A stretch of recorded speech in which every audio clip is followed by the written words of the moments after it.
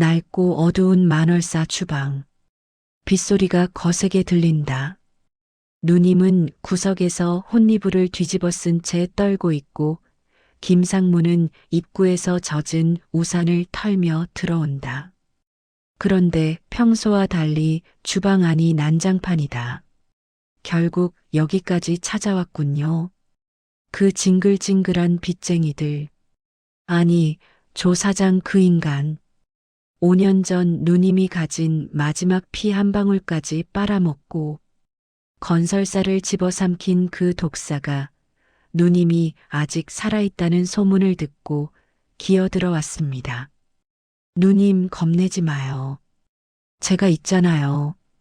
누님에게 다가가 손을 잡으려다 멈칫하며 손이. 왜 이렇게 차가워요? 아까 사탕 드셨어요? 조 사장이 그러더군요. 누님이 숨겨놓은 금색 장부 원본을 내놓으라고. 거기 적힌 정계 인맥들 명단이 있어야 지가 이번 선거판에서 살아남는다나 뭐라나. 김상무 바닥에 침을 뱉으며 자리에서 일어난다. 그의 눈빛이 날카로워진다. 그 인간들 착각하고 있어요. 누님이 그 장부를 왜 안 태우고 남겨뒀는지 아십니까? 누구 협박하려고 놔둔 게 아니에요. 자기가 죽인 인생들에 대한 명부였지. 누님은 매일 밤 그 이름을 하나하나 은조리며 빌었습니다. 내가 지옥 갈 테니 이 사람들은 살려달라고. 그런데 조 사장은 그걸 돈줄로 보내요. 누님이 이불 속에서 기침을 심하게 한다. 김상무가 급히 물을 떠다 준다. 누님, 이제 결정해야 합니다. 계속 이렇게 쥐 죽은 듯 숨어 계실 건지 아니면 저 밑바닥에 처박아둔 그 여제의 기운을 다시 꺼내실 건지. 조 사장이 내일 아침에 다시 온답니다. 그때까지 장부 안 내놓으면 이 절간을 불태워버리겠대요. 주지 스님도 조폭 출신이라지만 이젠 늙으셨고 결국 믿을 건 누님 신기밖에 없습니다. 김상무 구석에 처박혀 있던 낡은 무당 방울을 꺼내 닦는다. 누님 기억나세요? 누님이 그랬죠. 진짜 무서운 건 귀신이 아니라 사람이다라고. 내일 조 사장 오면 누님이 보시는 그 무서운 귀신들 다 보여줘 버리세요. 누님이 평생 술로 꾹꾹 눌러왔던 그 도끼, 그 인간들한테 다 쏟아버리자고요. 제가 작두 갈아놓겠습니다. 5년 전 그 진흙탕에서 못 터뜨린 온천, 내일 여기서 피눈물로라도 터뜨려 봅시다.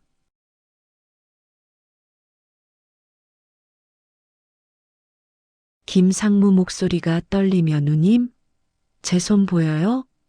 여기 바로 앞인데. 손을 더 크게 흔들다 멈추며 이 지독한 당뇨가 결국 눈까지 갉아먹었군요. 그렇게 찬물만 찾으실 때 알아봤어야 했는데 세상 모든 신약을 다 손에 쥐었던 여왕님이 정작 자기 눈앞이 깜깜해지는 건 못 막았네요. 젖은 수건으로 누님의 얼굴을 닦아주며 씁쓸하게 웃는다. 차라리 잘 됐는지도 몰라요. 내일 그 독사 같은 조 사장 놈 얼굴 안 봐도 되잖아요. 갑자기 주방 문을 거칠게 발로 차는 소리가 들린다. 김상무가 흠칫 놀라며 문 쪽을 노려본다. 들리시죠? 조 사장 밑에 있던 그 양아치 놈들이 벌써 근처까지 왔습니다. 절간 입구에 검은 차 3대가 서 있어요. 장부 내놓으라고 주지 스님 협박하는 소리가 여기까지 들립니다. 김상무, 누님의 손에 소주잔 대신 따뜻한 물컵을 쥐어준다. 누님 기억나세요? 그 금색 장부에 이름 적으면서 이건 다 귀신 이름이다 하셨던 거. 지금 밖에서 으르렁거리는 저놈들이 바로 그 장부 속에서 튀어나온 귀신들입니다. 누님이 눈이 안 보인다고 하니까 저놈들은 더 신이 났어요. 눈먼 호랑이는 가죽 벗기기 쉽다면서 낄낄거리고 있다고요. 누님이 갑자기 허공을 향해 손을 뻗어 무언가를 잡으려 한다. 김상무가 그 손을 맞잡는다. 뭐가 보여요? 아직도 그 온천 구덩이가 보여요? 김 차장, 어두워. 근데 저기 밑에서 불꽃이 튀어. 아주 뜨거운 불꽃이. 누님 손은 지금 얼음장 같은데 대체 뭐가 그렇게 뜨겁다는 거예요? 아들이 오고 있는 게 보여요? 김상무 다급하게 사탕 봉지를 까서 누님의 입에 넣어준다. 정신 차려요, 누님. 지금 아들이 오면 안 돼요. 저 조 사장 놈들이 아들까지 가만두겠습니까? 결연한 표정으로 누님, 이제 눈이 안 보이면 귀를 여세요. 땅 밑에서 올라오는 그 신기인지 뭔지 하는 거, 그거 지금 다 끌어모으세요.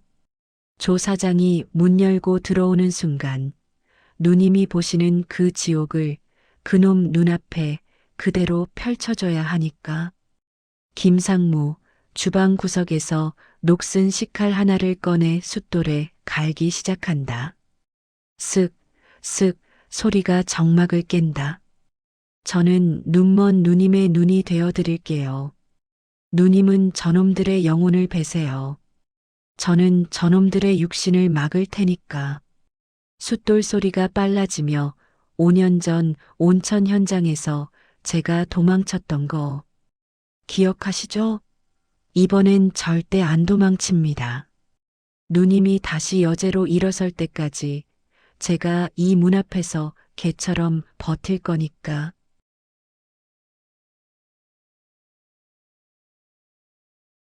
주방 안쪽 빗소리는 더욱 거세지고 가끔 번개가 칠 때마다 주방 내부가 하얗게 드러난다. 누님은 구석에 앉아 미동도 하지 않는다. 김상무는 문틈으로 밖을 감시하다가 급히 안으로 들어온다. 누님 왔어요. 조 사장 일당이 길을 터준 모양입니다. 아들이, 도련님이 지금 일주문을 지나 여기까지 올라왔어요. 누님의 어깨를 흔들며 누님 들려요?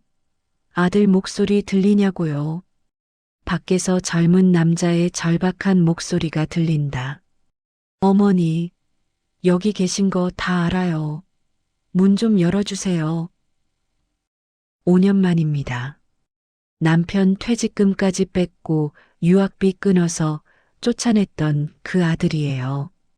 누님은 아들이 평범한 회사원으로 살길 바랐죠. 무당 자식 소리 안 듣게 하려고 일부러 그렇게 모질게 굴어서 떼어 놓으셨는데 그 천륜이 어디 갑니까? 결국 이 비린내 나는 절간 주방까지 찾아왔네요. 누님이 갑자기 김상무의 손을 세게 움켜쥔다. 그녀의 눈에 눈물이 고이지만 목소리는 얼음처럼 차갑다. 낮고 단호하게 내보내. 나 그런 아들 없어. 여기 있는 건 술꾼 무당이지. 그의 엄마가 아니라고 전해. 김상무 기가 막힌 듯 누님. 지금 눈도 안 보이시잖아요. 아들 얼굴 한 번만 만져보고 보내야죠. 조 사장 놈들이 밖에서 지켜보고 있다고요.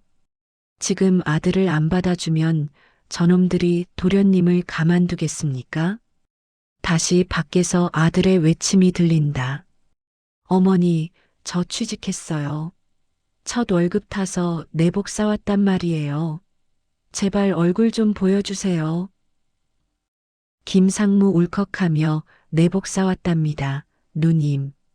회장님 소리 들으면서 수천만 원짜리 밍크 코트 입던 분이 이제 아들이 사온 내복 한 벌에 가슴이 찢어지시나 보네요. 누님이 고개를 저으며 귀를 막자 누님, 저보고 어쩌라는 겁니까? 저보고 저 착한 도련님을 다시 저 빗속으로 밀어내라는 거예요? 누님이 김상무를 향해 힘겹게 손을 뻗어 그의 옷깃을 잡고 속삭인다. 김 차장, 저놈들 눈엔 내 아들이 인질로 보일 거야.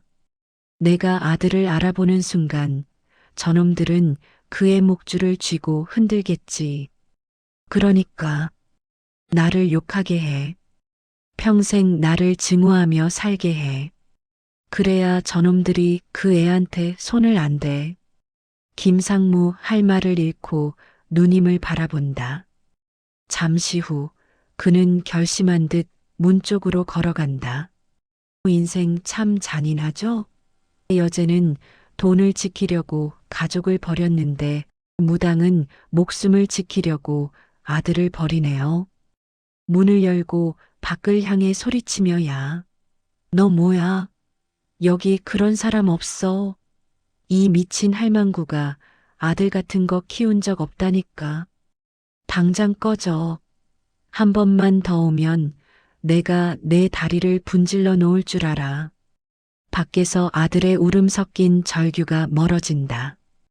김상무가 문을 닫고 주저앉아 흐느낀다. 누님은 보이지 않는 눈으로 아들이 떠난 방향을 하염없이 바라본다. 누님, 이제 됐어요. 아들 같습니다. 근데 누님, 아까 아들이 문 앞에 두고 간 쇼핑백. 거기 내복이랑 사탕 한 봉지가 들어있네요.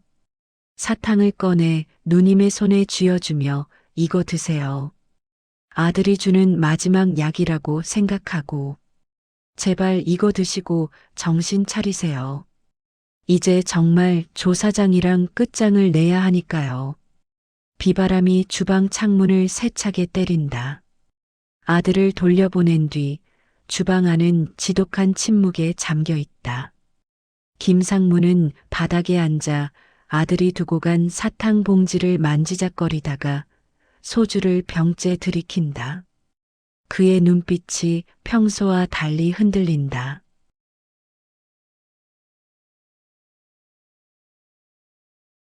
누님, 아까 아들한테 소리 지를 때 제 심장이 어땠는지 아세요? 가슴을 퍽퍽 치며 갈갈이 찢어지는 줄 알았습니다.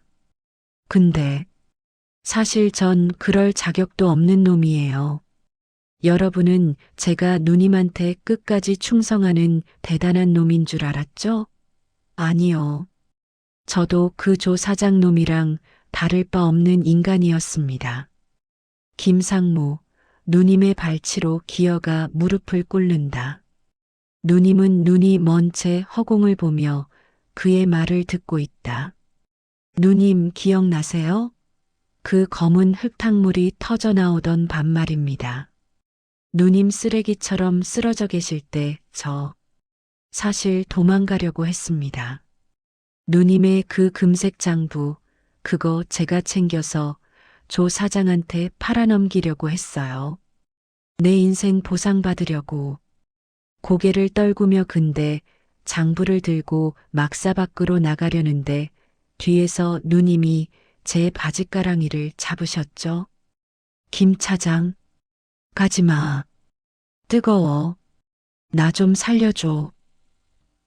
그때 누님 손이 제 발목을 잡는데 그게 사람 손이 아니라 불덩이 같았습니다. 장부를 들고 있던 제 손이 부끄러워질 만큼요.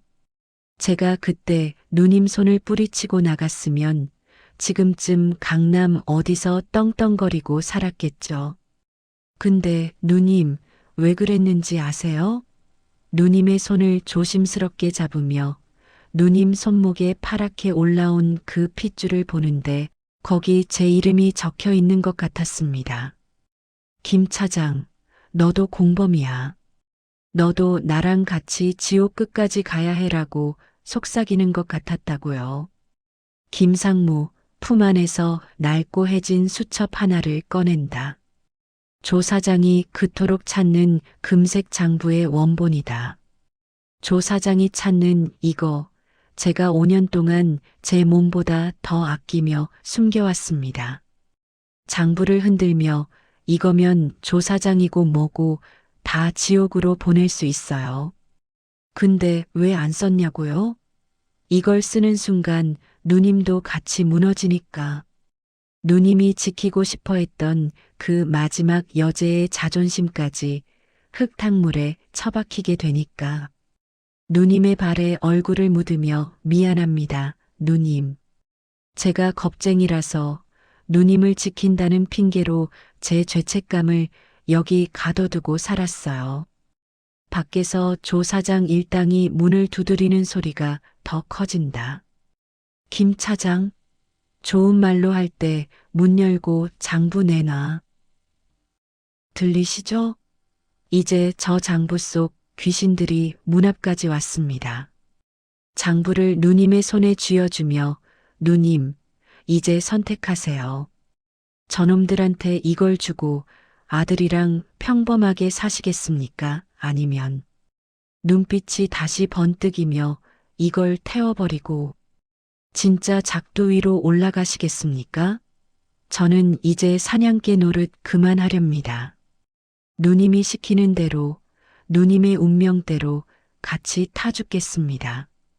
김상무가 라이터를 켜서 장부 모서리에 불을 붙이려 하는 찰나, 누님이 처음으로 김상무의 손을 꽉 잡는다.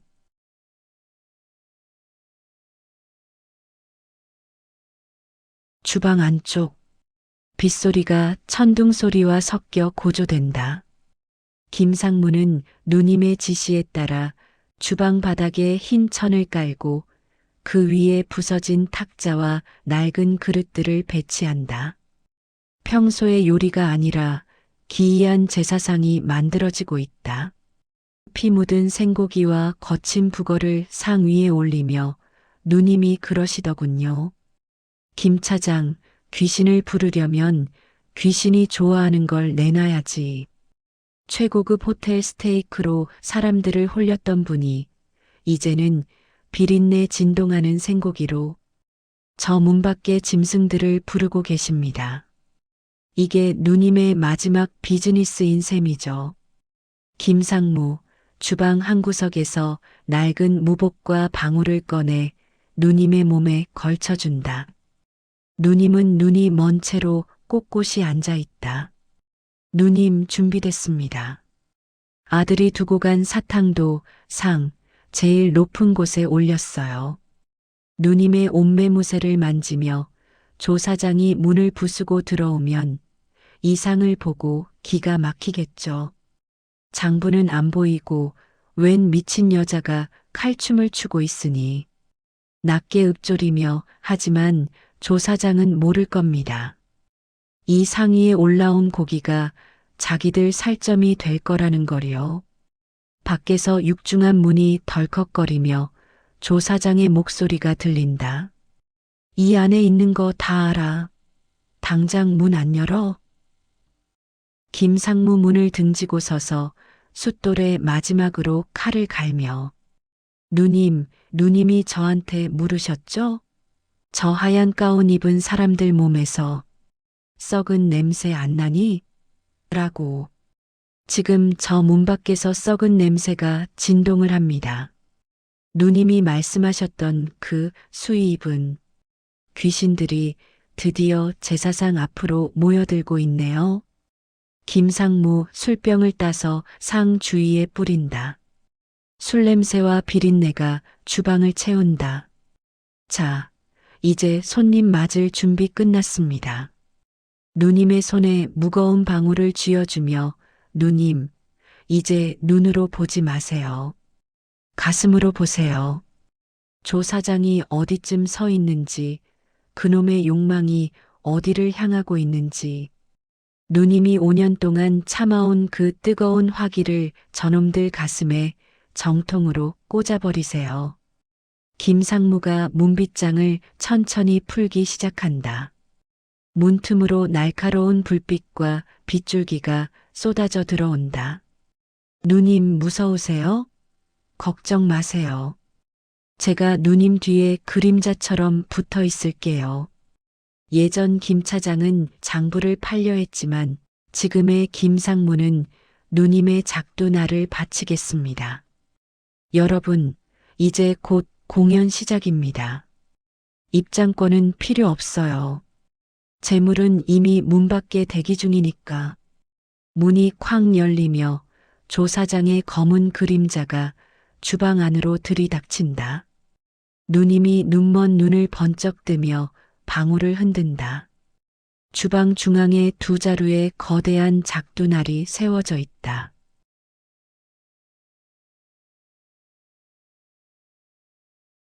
조 사장과 그의 부하들이 비에 젖은 채 주방으로 들이닥친다. 조 사장은 거들먹거리며 담배를 꼬나물지만 기이한 제사상과 누님의 모습에 흠칫 놀란다. 조 사장 비웃으며 야, 이게 뭐야? 회장님, 제약회사 경영하시더니 이제는 민속촌 놀이 하십니까? 장부 내놔요. 곱게 내놓으면 저 밑에 있는 아드님도 무사히 집에 갈 수 있어. 누님은 대답 대신 천천히 휠체어에서 일어난다. 김상무가 옆에서 그녀의 팔을 단단히 붙잡아 지탱한다. 누님의 눈은 여전히 초점이 없지만 목소리는 쩌렁쩌렁하게 울린다. 누님 낮고 굵은 목소리로 조 사장. 내 몸에서 흙탕물 냄새가 나네. 5년 전 내가 온천 구덩이에서 마셨던 그 더럽고 차가운 물 냄새. 조 사장 당황하며 뭐? 이 할망구가 진짜 미쳤나? 아, 뒤져. 장부 찾아내. 부하들이 움직이려 하자 김상무가 앞을 가로막으며 식칼을 숫돌에 내리친다. 깡 하는 날카로운 금속음이 울린다. 누님 명령 없이는 한 발짝도 못 움직인다. 조 사장, 내가 5년 전에 훔쳐간 게 어디 건설사뿐인 줄 알아?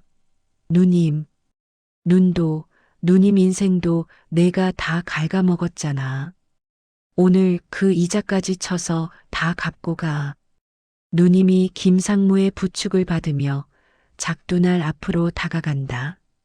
그녀가 맨발을 들어 작두날 위에 올리려는 찰나 조 사장의 얼굴에서 여유가 사라진다. 보이십니까? 저 발 당뇨로 썩어 들어가던 그 발입니다. 한 발자국 걷는 것도 지옥 같던 저 발이 이제 신의 칼날 위에 올라갑니다.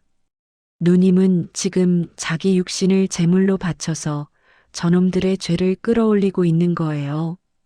누님이 작두 위로 완전히 올라선다. 붉은 조명이 그녀를 감싸고 방울소리가 광기 어린 속도로 울려 퍼진다. 누님이 허공을 향해 팔을 휘두르자 조 사장이 뒷걸음질 치다 제사상에 걸려 넘어진다. 작두 위에서 춤을 추듯 비틀거리며 온다. 내가 죽인 사람들, 내가 뺏은 땅들. 그 밑에서 울고 있던 귀신들이 내 발목을 잡으러 온다. 조 사장, 내 주머니에 든 그 돈봉투가 사실은 수의 조각인 건 아니? 김상무 전율하며 터졌다. 5년 만에 드디어 터졌어. 땅 밑이 아니라 누님의 발끝에서 온천이 터졌다고. 조 사장, 똑똑히 봐. 이게 내가 그토록 갖고 싶어 했던 진짜 황금 물줄기다. 조 사장은 공포에 질려 비명을 지르며 도망치려 하고 누님은 작두 위에서 피와 눈물이 섞인 미소를 지으며 방울을 거세게 흔든다.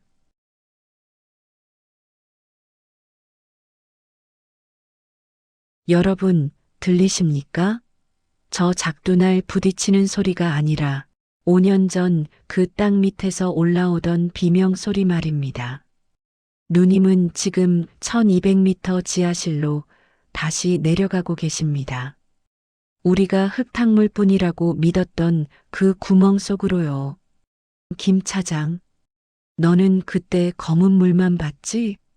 허공을 가리키며 아니야. 물은 이미 터져 있었어. 근데 그 물이 황금이 아니라 피였어. 우리가 약 팔아서 죽인 사람들, 우리가 땅 뺏어서 길바닥에 나앉게 한 사람들. 그 사람들의 눈물이 모여서 끓고 있었던 거야. 누님, 그게 무슨 말씀이세요? 그럼 온천이 진짜로 있었다는 겁니까?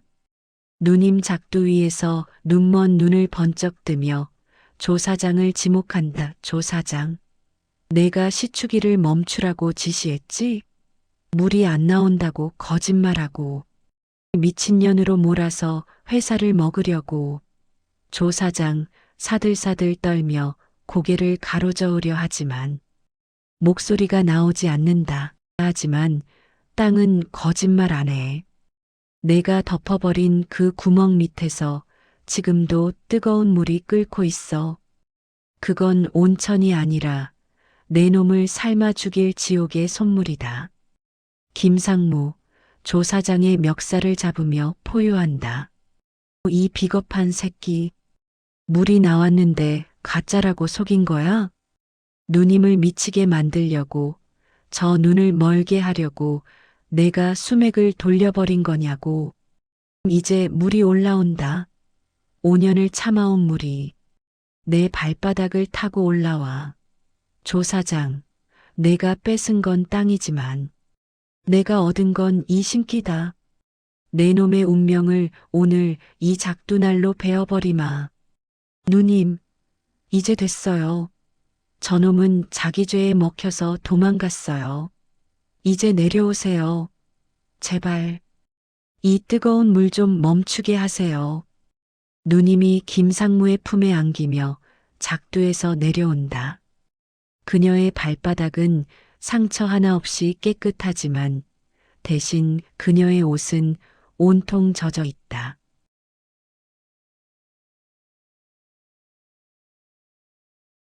폭풍우가 지나간 새벽의 만월사 주방. 엉망이 된 제사상 너머로 푸르스름한 새벽빛이 창문으로 새어 들어온다. 작두는 치워졌고 누님은 평소처럼 낡은 평상에 기대어 앉아 있다. 김상무는 그 옆에서 남은 소주를 잔에 따르고 있다. 조 사장요? 그놈은 제 발등을 제가 찍고 산에서 굴러 떨어졌답니다. 제정신이 아니었으니 어디 구금됐겠죠.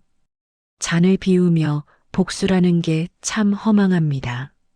막상 끝내놓고 나니까 이 좁은 주방에 남은 건 비린내랑 빈 소주병 뿐이네요. 누님, 이제 좀 주무세요. 잠도 못 자고 돈 세고 땅 파느라 고생 많으셨잖아요. 누님의 손을 만져보며 이제 손이 안 뜨겁네요. 평범한 사람 손처럼 따뜻하고 포근해요. 신기가 다 빠져나간 걸까요? 아니면 그 지독한 화기가 이제야 식은 걸까요? 김 차장, 밖이 밝아오니? 별은 떠 있니? 예, 누님. 아주 큰 별 하나가 지붕 위에 걸려 있습니다. 누님 눈은 안 보이셔도 제 눈엔 아주 잘 보입니다. 누님이 평생 찾으셨던 그 황금 물줄기보다 훨씬 더 빛나요. 누님이 미소를 지으며 고개를 끄덕인다. 그리고는 김상무의 손에 사탕 껍질 하나를 쥐어준다. 고마워. 나 같은 년 옆에서 개처럼 버텨줘서. 이제 저 별 쪽으로 가볼게. 거긴 땅 밑보다 훨씬 시원할 것 같아. 누님의 고개가 천천히 옆으로 떨어진다. 김상무는 울음을 참으려 입술을 깨물지만 결국 누님의 무릎에 얼굴을 묻고 오열한다. 화려했던 누님의 실루엣과 초라한 누님의 실루엣이 겹쳐지며 서서히 사라진다. 여러분, 세상 사람들은 누님이 미쳐서 죽었다고 할 겁니다. 누구는 약 팔아 돈 벌다 벌 받았다고 하겠죠. 하지만 저는 압니다. 누님은 자기 몸을 태워서 우리 모두의 추악한 욕망을 대신 구태준 거예요. 이 술병 안에 누님의 도끼가 다 담겼으니 이제 이 산을 내려가는 여러분은 좀 편안하시길 바랍니다. 자, 이제 곧 끝났습니다. 다들 집으로 돌아가세요.